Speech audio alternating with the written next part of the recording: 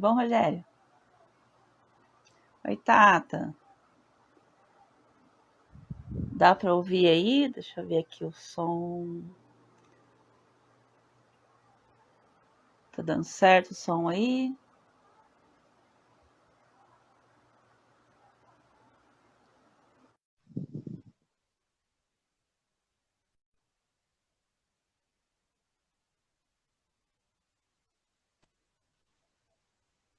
Boa Olá, noite, tudo bom? boa noite, tudo bem? Tudo bem. Tá me ouvindo bem? Eu tô, e você? Também, tá ótimo. É porque eu Beleza. geralmente uso fone de ouvido, mas eu queria fazer a experiência hoje sem usar, né, para ver se fica bom. Aham. É, eu vou fazer com. Eu geralmente faço sem, hoje eu vou fazer com. Ah, Com o estou fone. fazendo o contrário. Mas qualquer coisa eu Aham. tô com ele aqui. Se precisar, eu coloco, não tem problema não. Tá Tá joia. aqui. E essa mandala aí atrás de você? Ah, sim, é uma mandala que um amigo meu, ele faz, na realidade, essas mandalas, uma mais linda do que a outra, e aí eu pedi uma a ele, né, comprei. Eu achei essa aí linda. Assim, eu não sou muito de ter coisas na parede, quadros nem nada, né? Mas esse aqui é o Aham. meu escritóriozinho, né? Você vê que atrás tem as estantezinhas com os livros, né? E aí Aham. eu coloquei essa mandala entre as duas estantes, sabe? Eu acho ela linda, assim. Sou Que muito legal. apaixonado por ele. E ele é muito talentoso. Ele é músico e, assim, tem diversos talentos, né? Aí ele descobriu um agora, a coisa de 2 anos para cá, que foi fazer as mandalas. E aí, uma mais linda do que a outra. É muito bom. Eu faço mandala também. Mas não sei Ah, fazer é? essa, assim. Aham. Essa aí é de, É, é de lã, né? Fio. não, é linha, acho que eu não sei se é crochê, se é tricô, né? Assim, Aham. mas é basicamente essas linhas, né? Para fazer crochê, tricô. E aí É, tem, eu acho que uma armação de madeira e aí ele faz em cima dessa isso, armação.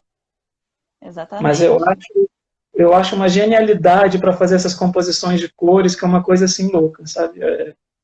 Sou muito, admiro demais assim quem tem esse talento, que eu não tenho talento manual algum. Eu uso os dedos para escrever É, mesmo. é assim, enquanto o pessoal tá chegando, Uhum. eu acabei não perguntando naquele roteiro que eu passei para você. E aí eu falei assim, vou perguntar na hora, até para descobrir junto com o pessoal, né? Qual que é a sua formação? Você trabalha com o quê? Você se formou em quê? Então, eu sou servidor público, né, federal, sou servidor do Senado, né, por isso até que eu vim para cá, para Brasília, eu fiz o concurso em 2008, e aí no início de 2009, né, teve a nomeação, eu vim para cá, eu estou aqui há 11 anos.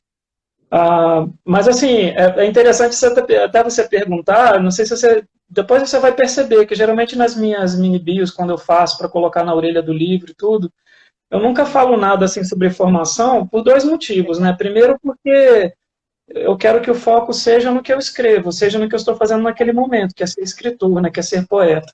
Não tenho absolutamente nada contra quem coloque o seu currículo todo lá na mini bio, mas eu acho que não foge um pouquinho, né, do escopo ali que é você ter o seu livro, né. E o Uhum. segundo, porque na realidade, e eu não tenho vergonha nenhuma de dizer isso, eu não tenho um nível superior completo, mas é porque eu tenho um problema seríssimo com a instituição universidade. Eu entrei em universidades para fazer vários cursos, inclusive de letras. Quase terminei o curso de letras, mas diploma mesmo eu não tenho nenhum. Meu concurso, por exemplo, é de nível médio, né? Eu sou técnico legislativo. Sim. Passei um período grande da minha vida até me perguntando sobre isso, que eu acho que eu só tenho uma frustração em relação a isso, que é não ter dado para minha mãe o prazer de me ver me formando, né? A formatura que eu acho que é sonho de toda mãe para um filho. Mas eu acho que eu dou Sim. outros orgulhos para ela que compensam isso, e ela me entende, ela sabe o meu problema, não é falta de capacidade nem de entrar numa Claro. universidade, de me formar, mas eu acho que agora, com 44 anos, se eu quiser, eu posso entrar e terminar. Eu acho que agora até tem outra cabeça, mas eu confesso que não vai acrescentar muita coisa na minha vida, assim, como ser humano, sabe? Sim, Hoje. com Mas eu certeza. incentivo a todas as pessoas, especialmente os jovens, a fazerem faculdade, a terminarem. O meu caso foi um caso fora da curva, porque eu sou ainda de uma época em que era possível fazer um concurso público para nível médio e para um cargo relativamente bom, e agora com essa reforma administrativa, então, não vai ter mais nada disso. Então, agora, mais do que nunca, estudar é essencial, né? Sim. E também outra coisa que eu acho importante dizer, já que você perguntou, é que ter ou não uma formação acadêmica, um diploma, é completamente diferente de estudar. Eu estudo o tempo inteiro, todos os dias, e não só escrevo como leio, leio e estudo sobre diversos assuntos. Eu fiz faculdades de cursos muito diferentes uns dos outros, e isso acabou me trazendo uma certa experiência, né, mais eclética, né? Eu fiz letras, mas também fiz farmácia, por exemplo, né? Então, assim, eu sei um pouquinhozinho de química, um pouco de biologia, né? Eu acho que um pouquinho assim de português e literatura. E estudar é fundamental, independente de ter ou não diploma, né? Diploma, eu acho que de certa forma é o de menos. Eu acho engraçado que o primeiro curso que eu prestei vestibular foi para letras também. E eu não passei. Assim, aliás, o primeiro que eu fiz foi jornalismo e não passei. Depois eu fiz para letras e passei. Comecei a cursar tal. No primeiro ano vi que não era aquilo que eu queria e aí fui fazer pedagogia, né? Mas eu acho engraçado, assim, essa coisa de que para você, por exemplo, eu trabalho com revisão. Não é uma coisa muito comum para quem faz pedagogia, digamos assim, né?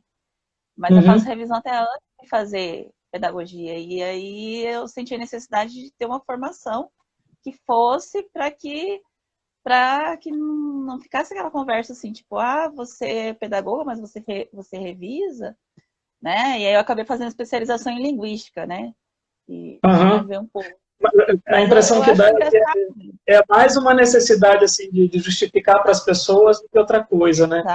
Exatamente, porque eu Isso acontece demais. As pessoas são muito focadas nessa questão formal, sabe? Do diploma, né? De você se formar, então você só pode trabalhar naquilo. Você só pode falar sobre aquilo, né? E eu acho que a vida é um pouquinho mais do que isso, né? Claro, você tem que fazer tudo com propriedade, você tem que saber o que está fazendo, independente de ter diploma ou não, né? Mas, assim, tem certas coisas que eu acho que é um pouquinho complicado. Por exemplo, ser jornalista sem o diploma. Porque eu acho que na faculdade de né? jornalismo você vai aprender técnicas e até a própria questão da ética jornalística e tudo, que uma pessoa não pode simplesmente, porque escreve bem, dizer que é jornalista e sair fazendo matérias, né? Jornalismo é uma coisa muito séria, mais ainda hoje em dia, né?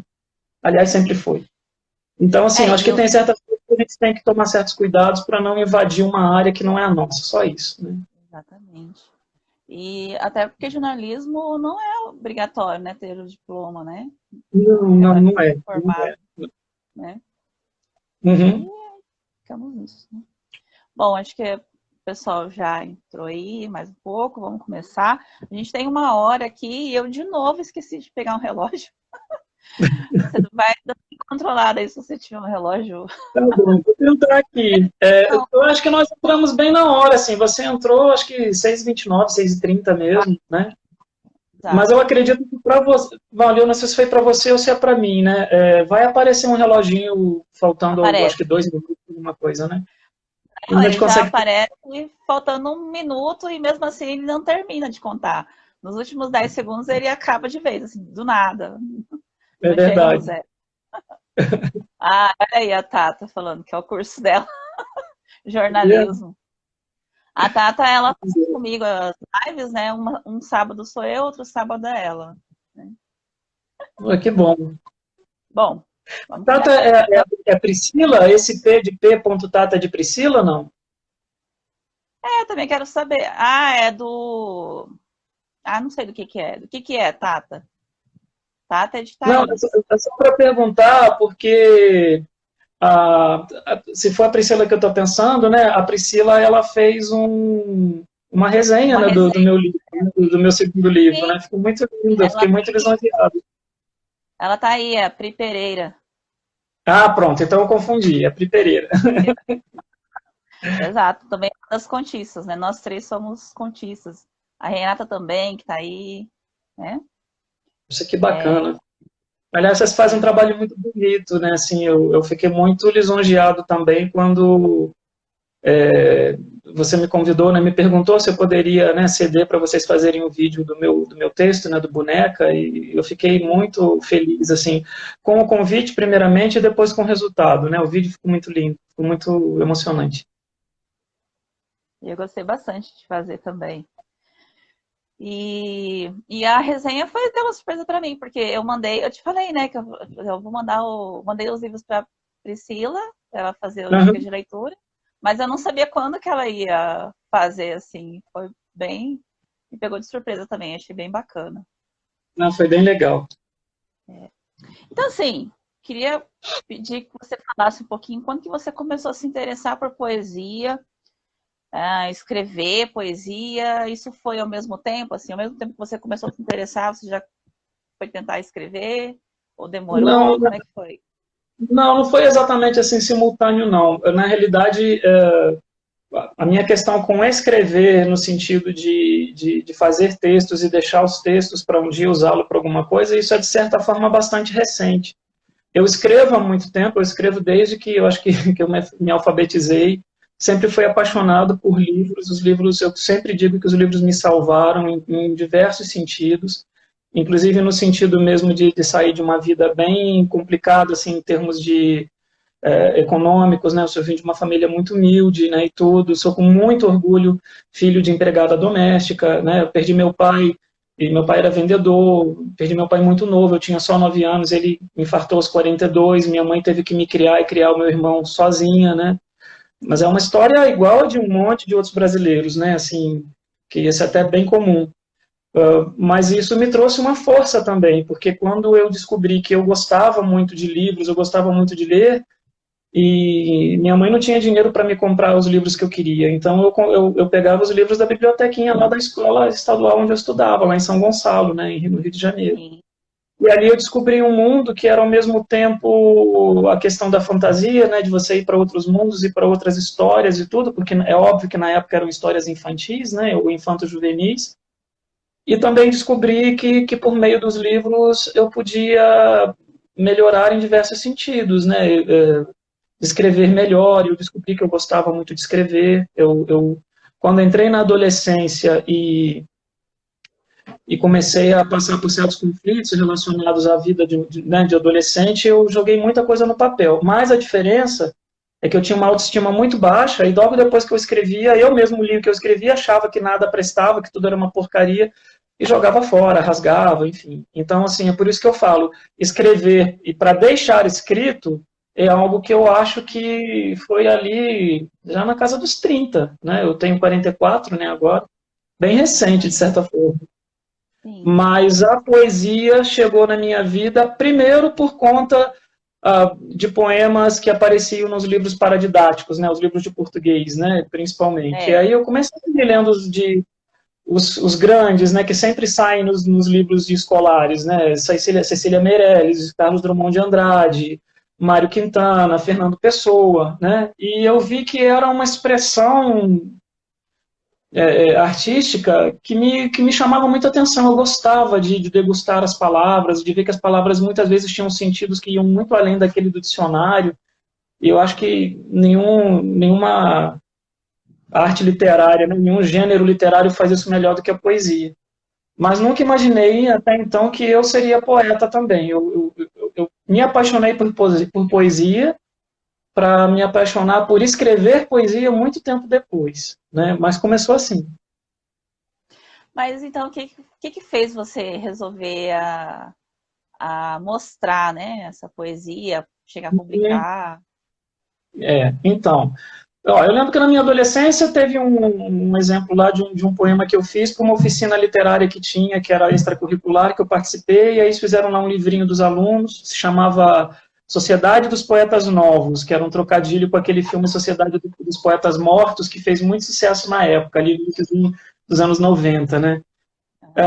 E aí depois não fez mais nada. Aí eu, enfim, cheguei a Brasília com 33 anos, sozinho, numa cidade nova, que era completamente diferente para mim, que eu nunca tinha vindo, não tinha meus amigos aqui, muita saudade dos amigos, muita saudade da família. e o desafio, né, de não poder voltar para lá, porque eu tinha acabado de assumir um cargo público aqui e não poderia voltar, porque o de lá eu tinha pedido, né, exoneração, né?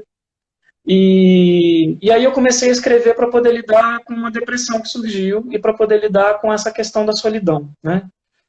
E aí eu tive o que sempre digo também, todas as vezes que me perguntam, que é uma espécie de uma madrinha literária minha, que é a Geisa Gonzaga, que é uma pessoa muito querida mesmo, e ela, na época, trabalhava junto comigo, né, ela se aposentou logo depois, e ela se apegou muito a mim, assim, a gente trabalhou muito do ladinho ali um do outro, e ela descobriu que eu gostava de escrever e começou a me incentivar a mostrar o que eu escrevia para ela, não jogar mais nada fora. E assim eu fiz, eu escrevia, mandava para ela por e-mail, escrevia, mandava para ela e ela me dava feedback. Até quando eu vi, ela disse, não, você é poeta, seus poemas são ótimos, eu amo ler o que você escreve, e as pessoas precisam conhecer o que você escreve, para com essa bobeira de jogar fora, guarda isso tudo que isso ainda vai virar um livro. E aí ela me incentivou, e aí acabou que isso foi ali entre 2009 e 2012, mais ou menos, né? E aí, depois disso, eu comecei realmente a acreditar que eu podia guardar as coisas que eu escrevia, que não eram tão ruins. E aí, em 2014, finalmente, eu criei coragem para realizar um dos meus grandes sonhos, que foi justamente publicar o meu primeiro livro. Que é um presente que eu me dei, né, que tem um valor inestimável para mim.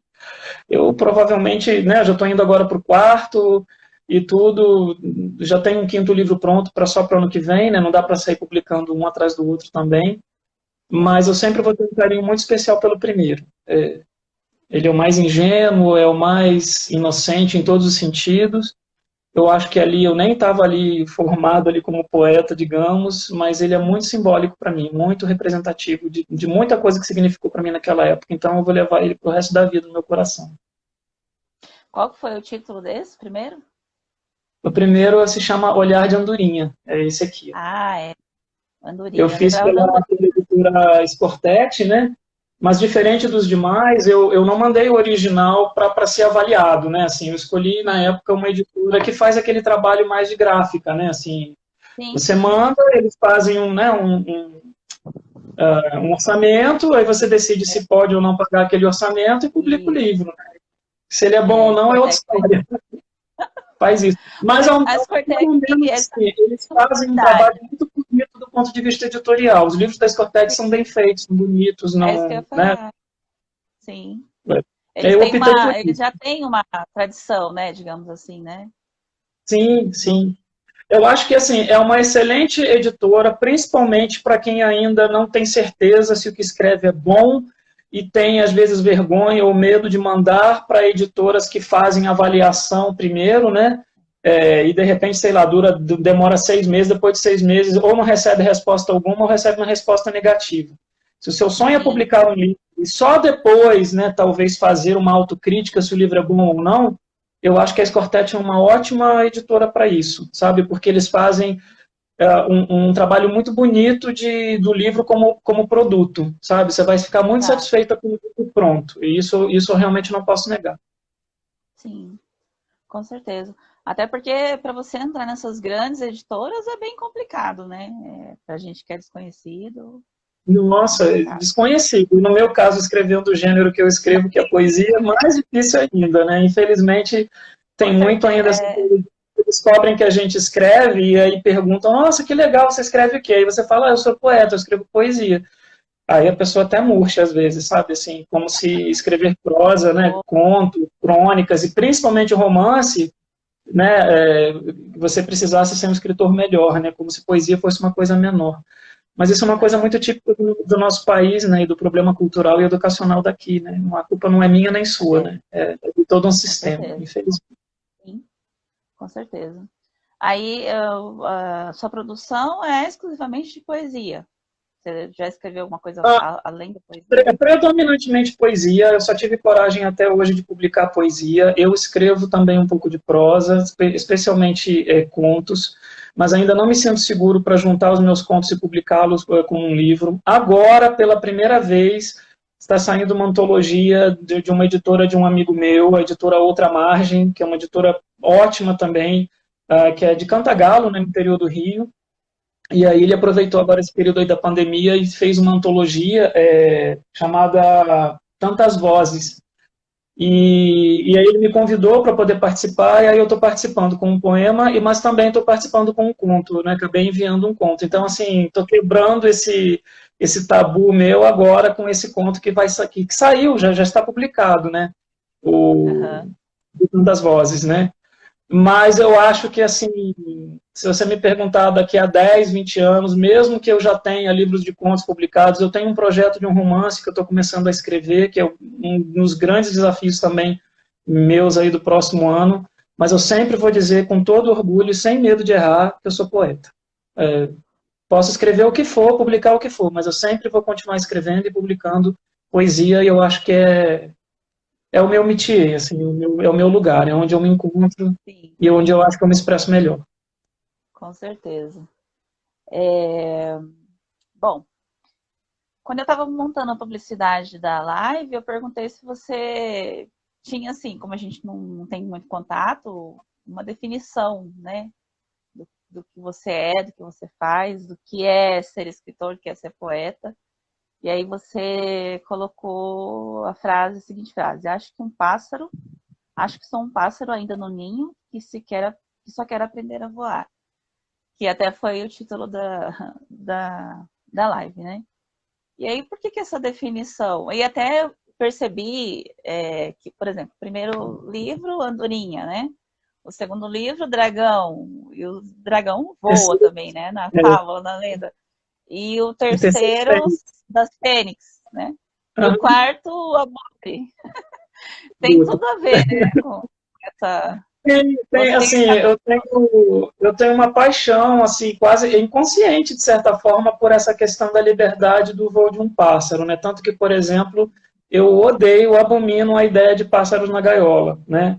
Exato. E o passarinho e a liberdade dele, a questão do voo, das asas, todas essas palavras, a andorinha principalmente, que eu acho que é o pássaro que eu acho que mais me simboliza, e depois eu até acabei descobrindo o porquê, eu já escrevia sobre andorinha sem nem saber todos os significados da andorinha, né?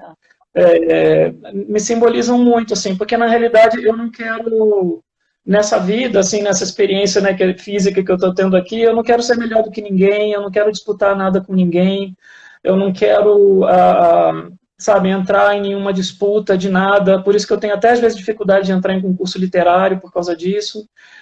Eu só quero ter a chance de ter a liberdade de ser eu mesmo, de viver a minha vida em paz, né, e ter a liberdade de poder, inclusive, ser bom para as outras pessoas, né, ser bom para quem está à minha volta, sabe, poder exercitar um pouquinho de generosidade, um pouco de altruísmo, empatia, principalmente, que eu acho que é a palavra da ordem hoje em dia, que a gente precisa praticar mais do que nunca, que é a empatia, a alteridade, se colocar no lugar do outro. E para se fazer isso, a gente precisa, por exemplo, viver num país livre, viver numa sociedade livre, que preza a liberdade de expressão, que preza a liberdade do outro ser diferente, né? De saber que a religião de cada um, a orientação sexual de cada um, até as escolhas políticas de cada um fazem parte dessa liberdade toda, né? E que quando essa liberdade ela é tolhida de alguma forma por um grupo que acha que tem mais direitos do que o outro, aí a gente vê que as coisas estão começando a dar muito errado, né? Então, assim, eu acho que juntando isso tudo, eu vou ser esse eterno passarinho que só quer voar. E acho que, como poeta, que eu acho que eu estou sempre em formação, ainda estou muito longe de ser um poeta que eu possa dizer que eu seja bom, sabe? Para mim, eu sou muito autocrítico, né? Eu ainda estou no ninho, sabe? E o ninho, então, representa essa coisa do aprendizado e representa também o conforto, né, de você ainda estar protegido, que ninho também me lembra muita coisa da mãe, e minha mãe está viva, graças a Deus, super saudável, mas eu moro distante dela e sinto muita falta dela. E escrevo muito sobre essa coisa da figura materna, da figura paterna. Tem muitos poemas sobre memorialistas, né, sobre minha infância, minha adolescência. Então, assim, eu sou esse passarinho que só quer voar, eu só quero voar. E quero que outros passarinhos possam voar junto comigo, sabe? Isso se chama democracia, né? É, que tá faltando demais, né? Tá. A Helena Arruda, que comentou que nunca, que acha que a poesia veio com tudo nessa pandemia, né? que nunca houve tanta leitura de poesia como agora. Você acha isso também? Eu acho que, assim, as pessoas nessa pandemia, principalmente com a questão da quarentena, que tá certo, que já tá todo mundo aí desrespeitando, né? Aqui na minha cidade, aqui no meu É, bairro, parece que nunca houve pandemia. Hoje eu saí na rua rapidinho e fiquei horrorizado com as coisas que eu vi. Mas, enfim, exato. eu acho que, especialmente quem, durante boa parte do tempo, precisou, né, exercitar essa questão da quarentena, do isolamento social, a gente teve que se voltar muito para nós mesmos, né, um pouco, né? E aí a gente começou a descobrir coisas que talvez a gente nem soubesse sobre nós, né? Boas e também ruins. Então, por exemplo, nesse período da pandemia eu aprendi, quer dizer, sou um aprendiz, estou ali bem amador ainda, a fazer edição de vídeo. E aí eu comecei a fazer videopoemas, tanto meus quanto de amigos. E por eu não ser profissional, eu não cobro. Todas as vezes que eu faço, inclusive eu fiz dois para Helena Arruda, eu fiz um bem recentemente para ela, que ela ficou muito feliz, muito emocionada. A Helena é uma amiga querida que a pandemia, de certa forma, me trouxe. A gente já se falava, mas muito pouco pelo Facebook, curtindo os trabalhos um do outro, mas a gente não se conhece pessoalmente, né? Ela mora no interior do Rio e eu moro aqui em Brasília. E por conta da pandemia, da quarentena, a gente começou a se conversar cada vez mais, cada vez mais. Hoje a gente é um e-carne, eu me sinto como se eu sou irmão dela. A gente se fala todos os dias, sabe? A gente fica querendo fazer teleconferência, eu e ela, para a gente poder se ver. É um amor lindo que a gente desenvolveu. E totalmente espontâneo e trazido pela questão da quarentena e trazido pelo amor que nós dois temos pela literatura. Ela é professora, tem doutorado em letras, e o fato de, por exemplo, eu não ser formado não foi nenhum problema, nenhum empecilho para a gente, porque foi um encontro de almas, não foi um encontro de diplomas, como eu te falei, né? Então, É. assim, conheço uma poesia da Helena Arruda, é maravilhoso, ela é maravilhosa, assim, eu sou suspeito para falar dela. Ah, eu quero conhecer. Depois vou pegar umas dicas aí de livros dela que eu quero ler. Ok. É, você, acho que de certa forma já respondeu essa quarta pergunta aqui sobre a sua influência, nos poetas que te influenciaram. Então, Você falou. eu comecei com esses poetas dos livros paradidáticos, né? Mas depois, quando eu comecei a ler poesia propriamente dita, livros de poesia, né, já fora da escola, fora do ensino médio principalmente, eu comecei a me apaixonar por alguns. E aí eu vou dizer sem medo de errar, porque todo mundo que me conhece sabe que o meu ídolo na poesia, eu até me emociono às vezes quando falo dela, é a Cora Coralina. Eu amo de paixão a Cora Coralina. Assim, e eu acho que logo depois dela o Mário Quintana, assim, falando dos brasileiros, né? Porque os dois têm uma característica em comum que eu acho que é muito importante para mim, não só como poeta, mas como leitor, que é uma poesia que é profunda, mas é acessível, sabe? É a beleza da simplicidade, né? Então, assim, eu posso pegar um poema da Cora Coralina e ler para minha mãe, que infelizmente estudou muito pouco, né? E ela vai entender e vai se emocionar junto comigo. E nesse mundo que é todo maniqueísta, né, é sempre de extremos, né? Então, às vezes, quando se fala de poesia, ou você tem, às vezes, aqueles poemas que nem são poemas, né, que são autoajuda, né? Assim, não tenho nada contra autoajuda, tá? Não tenho nada. Mas autoajuda é uma coisa, poesia é outra, né? A poesia tem outro aspecto. E às vezes você pega um outro extremo, que é, às vezes, assim, pessoas que escrevem que parece que estão escrevendo em código, né? Parece que é para ninguém entender, e se ninguém entender, ele acha que foi um bom poeta. E eu também não acredito na poesia como isso, sabe? Com essa característica. E eu acho que a poesia pode ter o meio termo, e o meio termo é você falar coisas importantes, você falar com profundidade, é você usar todas as figuras de linguagem que a nossa língua permite, especialmente as metáforas, né, as aliterações e tudo, que a nossa língua é linda, eu acho que a língua portuguesa é a mais linda do mundo, mas você pode fazer isso com um certo grau de simplicidade, você pode fazer isso sem ser simplório, que ser simples é uma coisa, ser simplório é outra completamente diferente. E a Cora Coralina, para mim, é a maior representação disso, dessa poesia forte, dessa poesia de uma mulher que viu tudo nessa vida, né, e que, ao mesmo tempo, qualquer pessoa pode ler, qualquer pessoa pode se emocionar, seja um doutor, seja uma pessoa como a minha mãe, que, né, que estudou muito pouco. Eu acho que isso é o mais mágico da poesia. Sim, com certeza. Aí, além deles, né, aí eu acho que é interessante a gente falar, que a gente muito se influencia, às vezes, por esses poetas canônicos, né? Esses poetas grandes, esses poetas que são muito conhecidos, né? Só que a gente tem que se influenciar o tempo inteiro, a gente tem que se influenciar, inclusive, pelos nossos contemporâneos, pelos que estão ali produzindo junto com a gente. Então, ao mesmo tempo que eu escrevo muita poesia, eu leio muita poesia de quem está ali comigo junto, ali no Facebook, no Instagram. E aí eu posso falar de alguns e vou cometer a indelicadeza de não falar de outros, porque infelizmente não dá para falar de todos, né? Mas eu vou falar da Helena Ruda, que é essa minha amiga, mas não por ser minha amiga, mas a poeta enorme que ela é. E eu não gosto nem de usar muito poetisa, eu prefiro usar poeta, porque Poeta. é poeta, é para todos, né? Não tem essa coisa não, é poeta.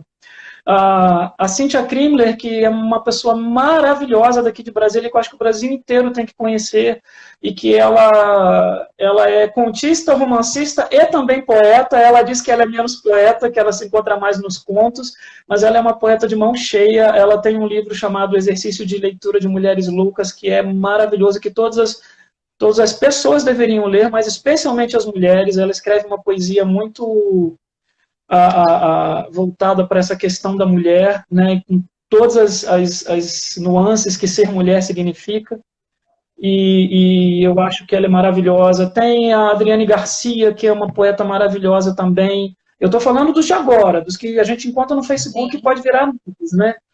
E ela tem uma série de poemas, por exemplo, que eu acho que nem estão em livro nenhum dela ainda, que ela pega personagens femininas, mulheres da Bíblia, especialmente do Antigo Testamento, né?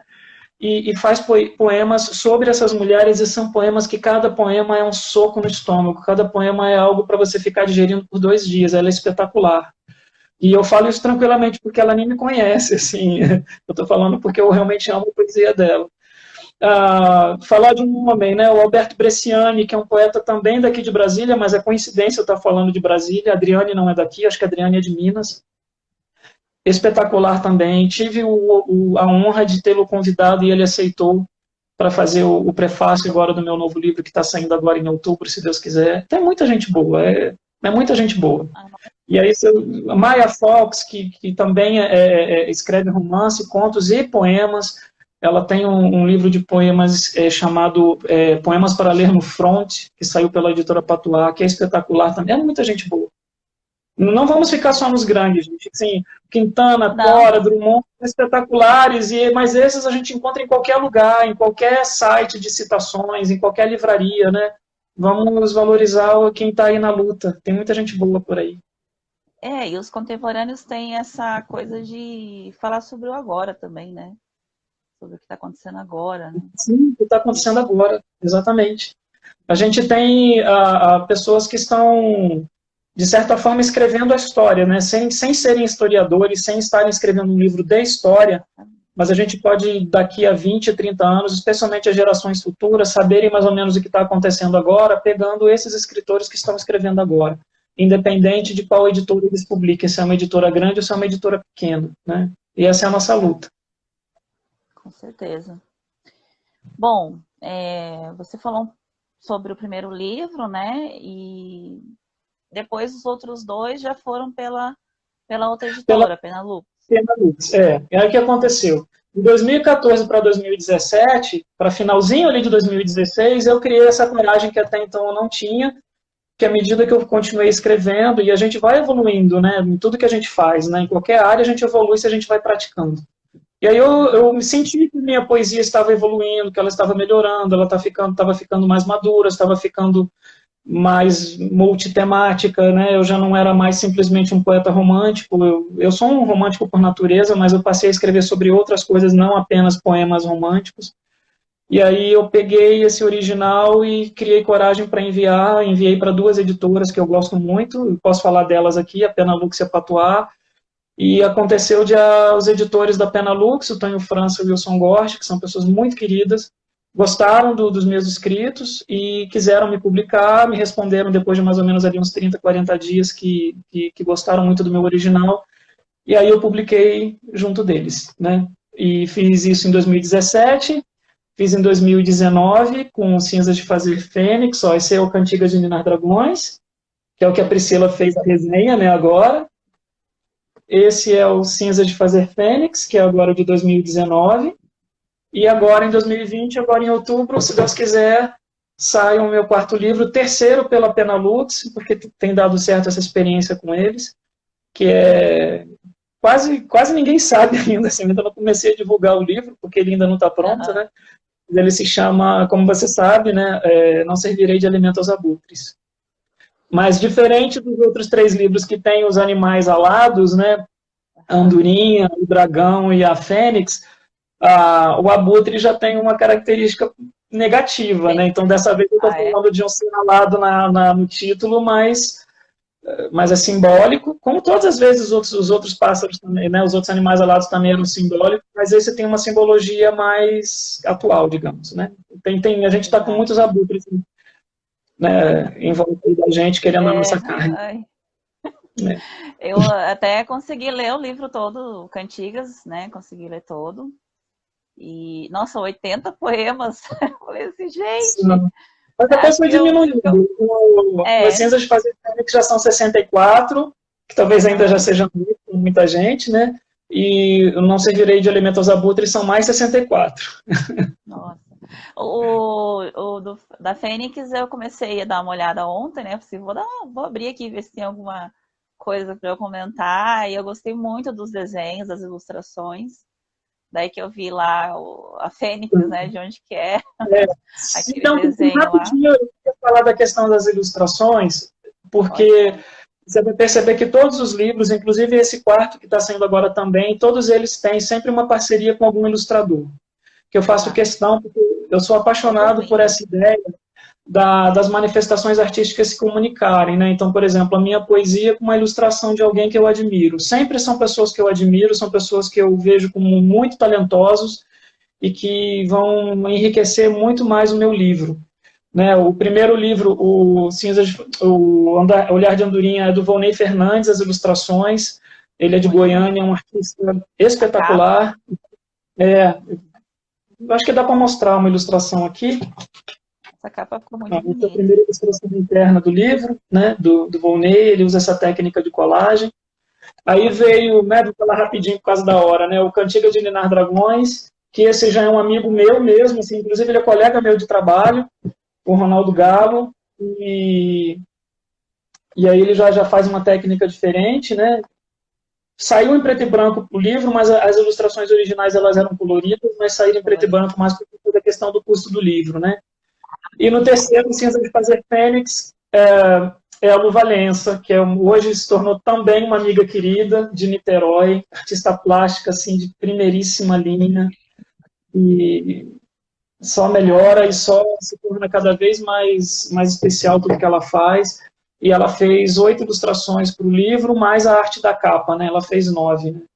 E eu sou muito orgulhoso de ter feito essa parceria com eles, né? E agora, no próximo livro, no miolo vem o Felipe Stefani, que é um artista plástico do Rio de Janeiro, que também é escritor, também é poeta, acho que ele até está para lançar um livro, e infelizmente eu não tenho como mostrar aqui a arte dele. E a capa é do Ricardo Rodrigues, que é um outro artista, também escritor, do Rio Grande do Sul, que fez uma capa que eu estou apaixonado por essa capa, também estou doido para mostrar a capa do livro para vocês, mas ainda não dá, né? Sim, claro. Dessa vez eu tô valorizando o trabalho de 2 pessoas ao mesmo tempo, de 2 profissionais artistas, né? E fico muito feliz por isso. Nossa, essas ilustrações são maravilhosas. Você tem uns temas mais recorrentes nas suas poesias, nos seus poemas? Quais seriam esses temas? Até um certo tempo, ali mais ou menos até 2017, 2018, os meus temas mais recorrentes eram relacionados ao amor e todas as suas variantes, né? O desamor, a paixão, o abandono, a reciprocidade, a falta de reciprocidade, essas coisas todas. E aí veio o que eu sempre falo, que é essa espécie de evolução da minha poesia, que a minha poesia deixou de ser um pouco ensinesmada, né, digamos assim, era muito voltado sobre sentimentos meus, ou sentimentos que eu queria ter, ou sentimentos que eu já tive, e eu passei a olhar o mundo à minha volta. E aí, quando a gente passa a olhar o mundo à nossa volta, a gente, às vezes, também, a gente não vê só coisas bonitas, né, a gente passa a ver muita coisa feia, né. E você precisa falar sobre essas coisas feias, mesmo utilizando uma técnica, né, e uma arte tão bonita que é a poesia. A poesia também existe para isso. Eu acho que ela existe principalmente para isso, até.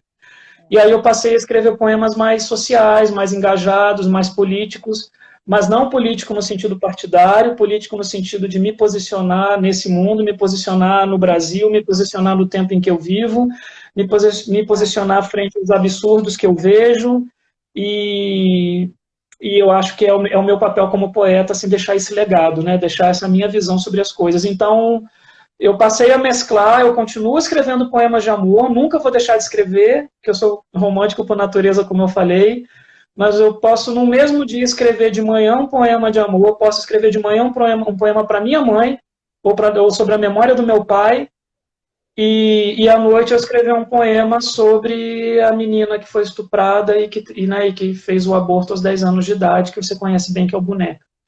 E eu tento não ter limite sobre o que eu escrevo, né? Eu só preciso acreditar que eu não posso invadir uma área que eu não tenho conhecimento. Então, quando eu escrevo sobre algo que não é a minha realidade, eu não sou uma menina de 10 anos que foi estuprada, né? Eu preciso tomar muito cuidado com essa questão da empatia, né? O meu eu lírico tem que ser respeitoso e tem que ir até o limite do que as pessoas vão ler e vão entender, né? E jamais desrespeitar o papel e o sofrimento de ninguém.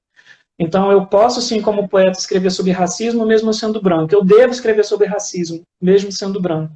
Mas eu preciso escrever com conhecimento para não correr o risco de estar sendo simplesmente panfletário, de estar lacrando, né, com um sofrimento que não é meu, e eu tenho que ter o respaldo deles mesmo. Eu preciso que leitores negros leiam o meu poema sobre racismo, se veem lá e digam, você escreveu, é isso mesmo, você pode publicar isso porque é essa a realidade. Se eu não tiver esse lastro, eu prefiro nem publicar.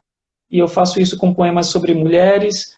Eu tenho um poema no Cinzas de Fazer Fênix que se chama Diploma, que é um poema sobre um abuso, né, contra a mulher, que a Tarsila Tanhan, que é uma atriz maravilhosa de São Paulo, que também é minha amiga, nós nos tornamos amigos, né? Ela fez um trabalho muito bonito também em parceria comigo de alguns videopoemas que ela faz, e ela fez um videopoema do diploma, desse poema diploma. Eu fiz questão que uma mulher fizesse o videopoema, né? Porque eu acho que era necessário. E tá no meu IGTV, quem tem o meu Instagram pode ir lá no IGTV, vai ver esse poema, o diploma. Eu tenho muito orgulho de ter escrito ele. Vou lá conferir depois. E falando desse poema, por exemplo, você consegue ter um poema preferido seu que você escreveu, que você se orgulha, que você Então, eu vi, né, você me mandou, né, o roteirozinho, né, só para poder me localizar aqui. Eu acho que essa foi a pergunta mais difícil, assim, para eu responder. Porque eu acho que depende muito do momento, depende muito, assim, eu não queria escolher um, porque se eu escolher um, eu vou estar preterindo os outros livros, e todos os livros, todos os meus livros são muito especiais para mim. Eu tenho pelo menos uns 2 ou 3 preferidos em cada livro. Talvez o meu preferido de agora, no sentido assim, do que mais me emociono por ter escrito, e eu mais me emociono ainda lendo, que eu acho que eu também, como poeta, eu preciso ainda me emocionar com o que eu escrevo. Acho que se eu não me emocionar com o que eu mesmo escrevi, talvez tenha alguma coisa errada, sabe? Especialmente esses poemas mais, que tenham, né, esse tom um pouco mais dramático. Eu acho que o que mais mexe comigo quando eu leio e releio é um poema que ainda nem está no 4º livro, porque ele foi escrito depois do original ter sido enviado. Ele vai estar no 5º livro, que é um poema que eu escrevi para o meu pai, no mês de agosto, que é o mês do aniversário da morte dele, e apesar de já fazer 35 anos que ele, né, nos deixou fisicamente, mas eu ainda sinto muito a falta dele, tenho toda a lembrança dele, de tudo que ele foi para mim. E eu escrevi um poema chamado Passarinho, né, passarinho, e o i de pai está entre parênteses, e fiz um videopoema também para ele. E eu também gosto demais desse poema. Não sei, assim, para escolher um, eu vou escolher ele, eu vou escolher o Passarinho. Eu me emociono muito lendo esse próprio poema que eu escrevi, sabe? Com certeza. Não, mas tem que ser. Antes da pergunta aqui da pessoa que enviou, O Kuzma. a Helena falou, né? Ela acha que a função da poesia é também essa, né? Levar a indignação que a gente tem em frente a tudo que a gente sofre, né? A gente É. Infelizmente não dá para escrever poemas só rimando flor com amor, sabe? Tem gente arrancando as Claro. flores aí e proibindo as pessoas de amar. Então a gente precisa falar sobre isso também. É. E agora a pergunta do Calme Kuzman, né? Há algum assunto sobre o qual você nunca conseguiu escrever, por mais que você tenha tentado?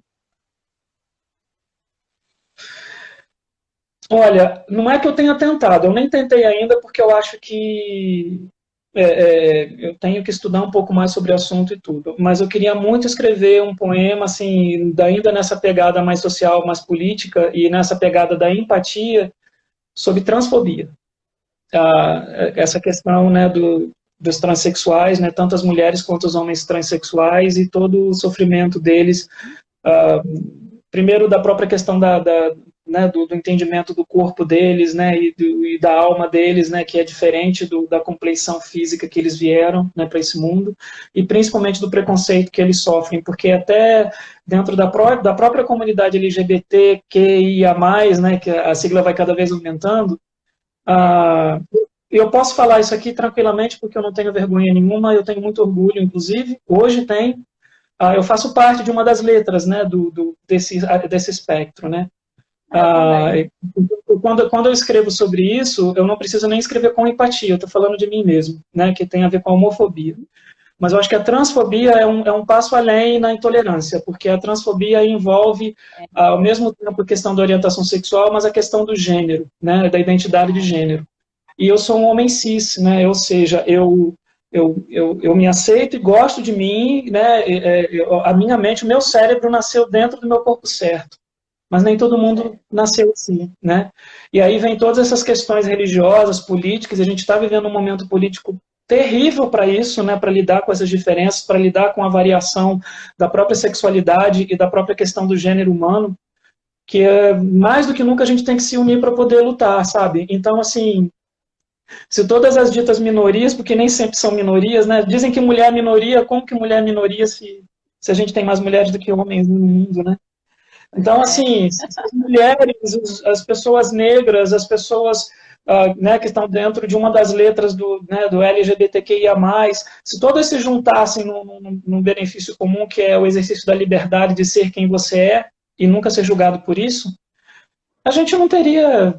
Me desculpe se tem alguém aqui que é bolsonarista, tá? Eu lamento, assim, mas a gente não teria o Bolsonaro no poder, a gente não teria Damares, a gente não teria esse povo nojento aí nas ruas, né? E eu acho que, assim, respondendo a sua pergunta, foi um pouquinho prolixo, eu quero muito escrever ainda um poema sobre a questão trans, mas por eu não ser trans, eu tenho muito medo de errar a mão. Eu preciso primeiro ter certeza de que o que eu vou escrever vai ter a validação de pessoas que vivem isso. Eu conheço algumas pessoas que vivem isso e preciso mostrar para elas primeiro. Aí talvez eu consiga publicar. Sim, com certeza. Ah, você tem uma rotina de escrita? De escrever os poemas? Você escreve todos os Olha, dias? não tenho regra. Eu escrevo praticamente todos os dias, nesse período agora da quarentena, então. Como é que eu posso dizer? Inspiração, de certa forma, não falta, especialmente para os poemas mais sociais, mais políticos, né? Mas já passei e a qualquer momento posso passar por períodos sabáticos aí de 3, 4, 5 meses sem conseguir escrever nada. Mas Já ficou escrevo assim? praticamente todos os dias. Aham. Já ficou um bom tempo sem escrever poesia, sem conseguir escrever? Já, já. Acho que eu já fiquei uns 3 meses sem conseguir escrever nada. Mas, em compensação, também, quando esse período passa, eu tenho que lutar para não publicar 2, 3 por dia. Aí Olha, eu vou escrevendo, vou acumulando, e aí geralmente eu publico, né? Eu uso o Facebook e o Instagram, né, para poder divulgar o meu trabalho. Aí geralmente eu publico um por dia. Assim, eu estou na fase de produzir bastante. Pra você ver, eu enviei o original do quarto livro, finalizei um quinto e já estou com material para um sexto. e que continue assim, né? Bom, após a publicação dos seus livros, né, assim, tem o processo de publicação, depois o processo de escrita, né? É aquela hora em que os editores tomam conta, né, da coisa e vão produzir. Claro que você acompanha tudo, mas quem vai ter que trabalhar são eles nesse momento e depois publicado. vem toda aquela parte de lançamento. Pois é. Como é que você vive isso, assim? Você tem Então, essa, assim, é uma mistura para mim. É um momento de maior ansiedade, né, de ficar esperando o livro ficar pronto. Eu estou super ansioso agora para ver meu novo livro pronto. Mas também é a parte chata. Eu acho que a parte mais chata é justamente o depois da publicação, que é a parte que eu sou pior, Exato. que é a parte de marketing, a parte de divulgar, de vender. Essa é a parte que eu adoraria não precisar fazer. Eu adoraria que as coisas acontecessem por si só. Mas quando você é um autor pequeno, um autor praticamente desconhecido, você publica por uma editora pequena ou publica independente, né? Tem muita gente aí que publica de forma totalmente independente, faz até a diagramação em casa, depois só vai numa gráfica lá de algum amigo e imprime, né? Tem isso tudo. Eu gosto de acompanhar muitas coisas, porque eu gosto de idealizar como que o meu livro vai ser. Por exemplo, a questão das ilustrações. Eu sempre envio as ilustrações para os editores, né, e peço para que eles coloquem as ilustrações. Eu sempre pago pelas ilustrações aos meus amigos, que são os artistas que fazem. Eu jamais peço a eles que façam de graça e jamais pedirei. E se um dia eu não tiver condições de pagar para essas ilustrações, meu livro sai sem ilustrações, mas com a ilustração feita de graça, ele não sairá jamais, porque o artista vive disso. E Cacilda Becker já dizia, nunca me peça de graça a única coisa que eu tenho para vender. Então eu nunca vou pedir de graça aos meus amigos artistas, por eu também ser artista, né, como poeta, e também sei o quanto que é difícil viver disso. E eu não vivo disso, eu sou servidor público, como falei, eu tenho então esse privilégio de poder publicar por prazer, poder publicar independente de meu livro vender 100 exemplares ou não vender nenhum, né? E eu tenho que usar isso a meu favor. E aí eu faço dessa forma. Mas eu fico muito ansioso, assim, eu fico esperando para ver como vai ser a diagramação. Eu quero revisar novamente o livro. Eu tenho um grande amigo meu que é o revisor, mas eu também preciso revisar, né? Eu sou meio cri-cri com essas coisas. E, assim, eu sei que é horrível essa analogia do filho, né? Porque, enfim, eu não tenho filhos e jamais vou querer comparar um livro com um filho, né? Pessoa. Mas é algo que veio de dentro de mim, algo que eu produzi, algo que eu criei, né? Então, assim, dentro dessa analogia e guardadas as devidas proporções, eu tenho um carinho de pai, sabe? Eu tenho um carinho de quem quer ver o melhor para aquele livro, né? Então, meu livro tem que ser, para os meus olhos, mais até do que para os olhos do leitor, tem que ser bonito. Eu acho que, inclusive, que se ele for bonito para mim, ele tem mais chance de ser bonito para quem vai me ler. Porque as pessoas vão olhar para esse livro e vão dizer, ele fez esse livro com amor. Sabe? E o amor gira o mundo, né? Então, se eu não fizer com amor, eu prefiro nem fazer. Claro, com certeza. E para esse livro que está saindo no meio de uma pandemia, como é que vai ser a hora que ele estiver pronto? Então, eu lutei muito, assim, eu relutei muito, eu tentei esperar até o ano que vem para poder publicá-lo, mas aí veio uma angústia muito grande, porque como ele é o livro mais político dos 4, eu fiquei com muito medo de demorar um pouco para ele sair e ele ficar um pouco datado por conta de alguns poemas que tem lá. E eu queria muito me manifestar sobre isso, além das redes sociais, né? Eu quero deixar realmente esse legado físico do livro, né, do objeto. E eu precisava muito também de alguma coisa que me movimentasse um pouco além do meu teletrabalho, né? Que isso a gente não escapa. Mas alguma coisa que me movimentasse no sentido de dar prazer e no sentido de eu fazer algo que eu estou realmente amando de fazer, mesmo dentro de casa, sem quase ver ninguém na rua, com medo de pegar esse maldito vírus, né? E em respeito às outras pessoas também, para que as outras pessoas não peguem. E aí, então, eu fiz duas coisas. Comecei a aprender a fazer os videopoemas, que me dá muito prazer em fazer. Os que eu faço para os meus amigos, acho que me dão até mais prazer do que os que eu faço para mim. E aí eu tenho a Helena Ruda e a Maia Fox também, que eu fiz também para a Maia. E eu quis publicar meu livro de qualquer maneira. E optei pela enorme possibilidade de fazer um lançamento virtual, que é o que provavelmente vai acontecer. Não quero colocar ninguém em perigo. Vai sair agora em outubro, eu vou fazer um lançamento, provavelmente junto com os meus editores, usando as ferramentas que a gente tem, né? Instagram, Facebook, talvez o YouTube, né? E que tomara que bastante pessoas estejam ali junto comigo nesse dia, né? Me dando essa força. Mas eu vou publicar e vou lançar no meio da pandemia, sim, e foi uma escolha consciente e não me arrependo, não. Vai ser uma experiência diferente. De alguma forma a gente tem que viver o melhor da melhor forma possível. A vida tem que continuar, mesmo que dentro de não 4 paredes. Por isso, não dá para adiar. Tem certas coisas que são inadiáveis. Eu não consegui mais adiar a publicação do livro. Mas, em compensação, tem um outro já pro ano que vem. Aí, o ano que vem, se Deus quiser, já vai ser espero que no normal, e não no novo normal, porque eu odeio essa expressão, novo normal. Aliás, assim, o normal para mim não é reabrir shopping no meio de uma pandemia. O normal para mim é as pessoas pararem de morrer dessa doença, né? Então, a gente não está mal ainda, não.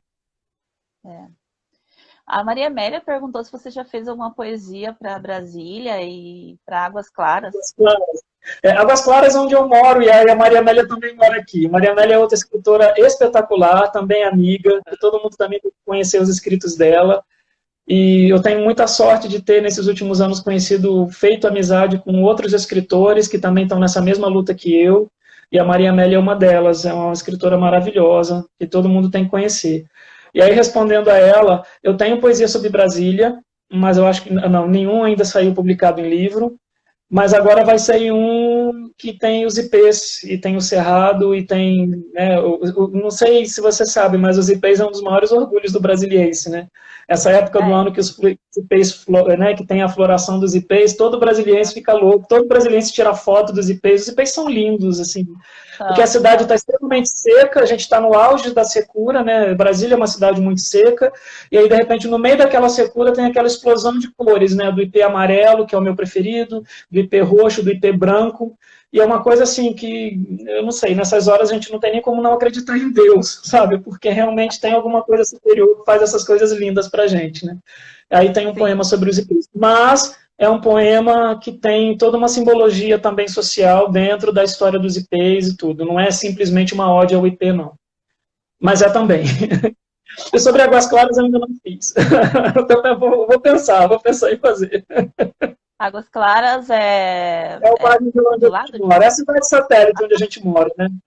Porque aqui em Brasília, tem o plano piloto, tem as cidades satélites, né? Aí tem Guará, Cruzeiro, Águas Claras, Taguatinga, Ceilândia, Planaltina, tantas, né? Águas Claras é uma delas, é onde moramos.